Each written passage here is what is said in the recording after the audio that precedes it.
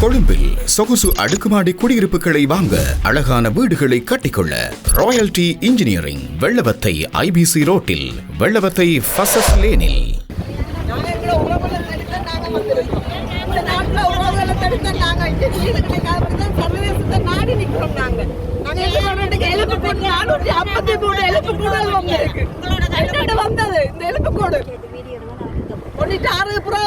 ராணுவத்தை பிடிச்ச யாழ்ப்பாணத்தை பிடிச்ச நீங்க தானே. சிவில் நிர்வாகம் நடந்தது. உங்களோட சிவில் நிர்வாகத்தை பார்க்க தெரிய இல்லையா? உங்களோட சிவில் நிர்வாகம் அப்படி நடந்திருக்காண்டு 453 எலும்பு கொடி தான் இத்தனை வரப்போவா தெரியா? நாங்க புள்ளைய புடிச்சு சொல்லறியா கொடுத்து போட ரோட்ல கட்டி இருக்காம லட்சத்துக்கு. நாங்க யாராவது சிவில் நிர்வாகம் ஆரம்பிக்கப்பட்டீங்க என்ன யாசிங்க எல்லாம் தட்டி விடுவிடாம கலவ தட்டி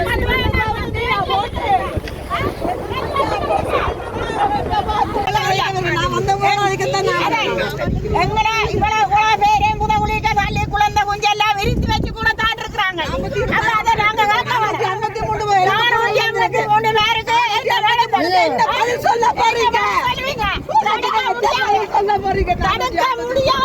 தடுக்க முடியாது. நாங்க கேட்கக்கூடிய உரிமையாளர்கள்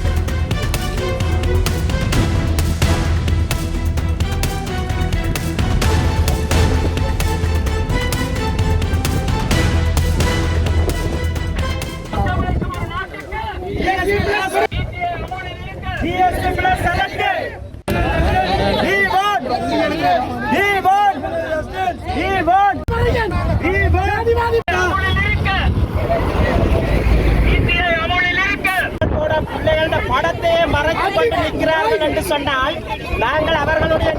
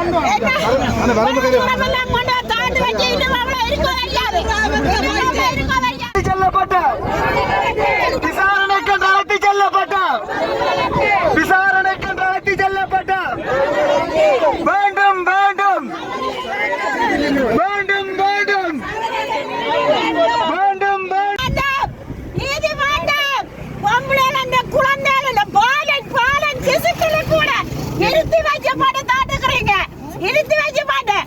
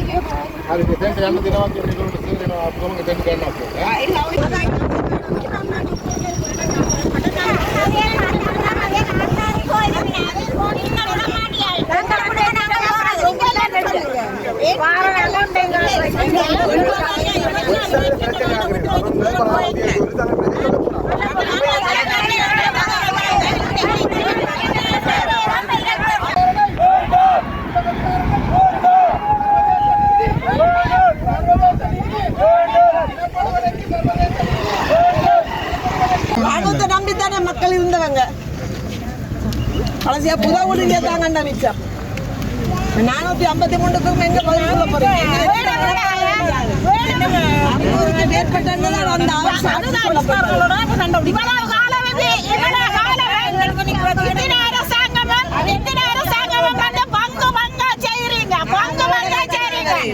இதுக்கு ஒரு முடிவில்ல, இதுக்கு ஒரு நீதி இல்ல. இது சர்வதேசத்துக்கு போகாது. சர்வதேச நீதியை தவிர இங்க ஒரு நீதி இல்ல. கொஞ்சத்தை நீதியாக இல்ல. சர்வதேசம் வேணும். எங்களுக்கு இந்த இடத்துல உரிமை இல்லையா?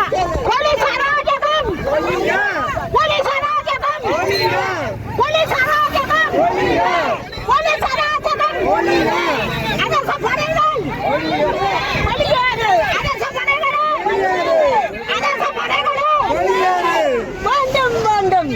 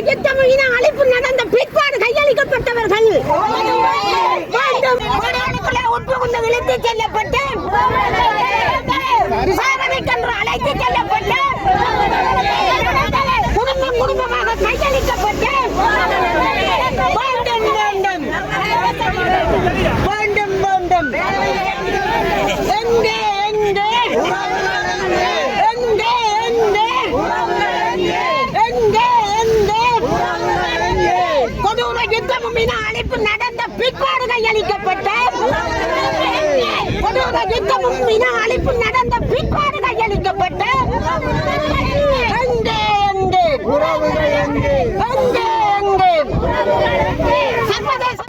வடக்கு கிழக்கு வளைந்து காணாமலாக்கப்பட்ட உறவுகளின் சங்கத்தின் தலைவி யோராசா கனகரஞ்சனி இன்று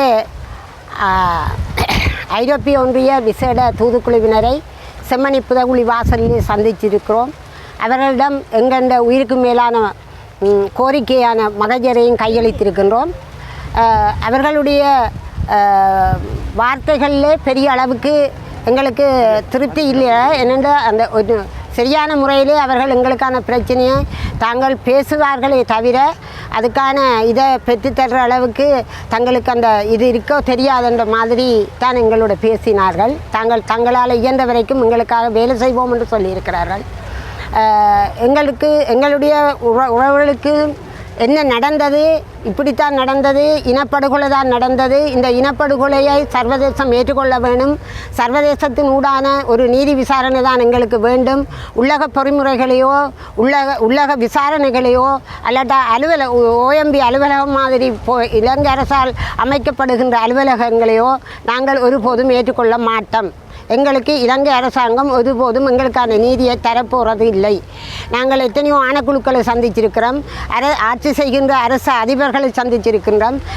அதுக்கு பிற்பாடு தான் நாங்கள் சர்வதேசத்தினூடான ஒரு விசாரணையை கோரி நிற்கின்றோம்.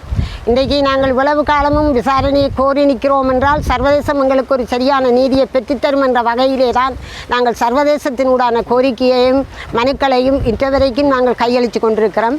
மற்றது இன்றைக்கு 450 பேருக்கு மேலே எங்களோட அப்பா அம்மாக்கள் எங்களோட இருந்தவர்கள் மரணித்து விட்டார்கள். அவர்களுக்கான நீதி கிடைக்க வேண்டும், எங்களுடைய உறவுகளுக்கான நீதி கிடைக்க வேண்டும். கொடூர யுத்தமும் இன அழிப்பு நடந்த பிற்பாடு கையளித்தவர்களுக்கு என்ன நடந்தது என்றதை சர்வதேசம்தான் பெற்றுத்தர வேண்டும். கொலையாளிகள் எங்களுக்கு ஒருபோதும் தீர்வு தரமாட்டார்கள். கொலையாளிகள் குற்றவியல் நீதிமன்றத்தில் நிறுத்தப்பட வேண்டும். அதுக்காக நீங்கள் எத்தனையோ விசேட தூதுக்குழுக்கள் பிரதிநிதிகள் இங்கே வந்து போயிருக்கின்றார்கள். ஆனால் இச்சவரைக்கும் எங்களுக்கு எந்த விதமான ஒரு நல்லொரு வார்த்தைகளையோ அல்லாட்ட ஒரு இதையோ அவர்கள் எங்களுக்கு தெரிவிக்கவில்லை. ஆகவே நீங்கள் ஐரோப்பிய ஒன்றிய விசேட தூதுக்குழுவாக இங்கே வந்திருக்கிறீர்கள்.